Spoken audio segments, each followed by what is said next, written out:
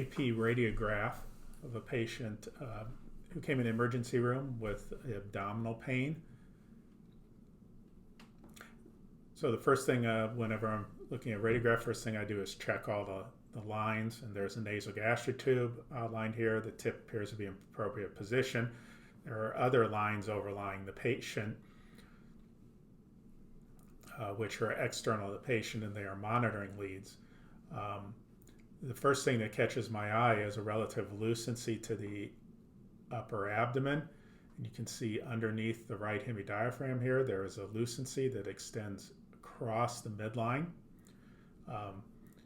Sometimes you can get bowel under the diaphragm, but anytime you have a solid lucency that crosses midline and involves both sides of the diaphragm, that is highly suspicious for free intraperitoneal air.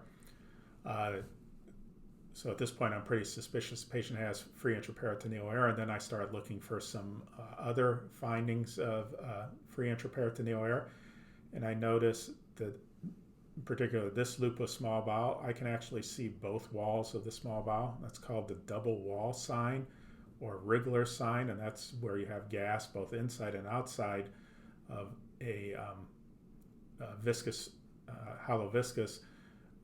You can see both walls. Normally, there's no gas on this portion of the wall. You won't be able to see the wall. And so that's a highly specific finding of free intraperitoneal air.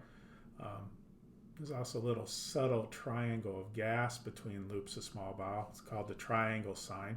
That's also seen with free intraperitoneal air. And I notice other areas where I have a double wall sign.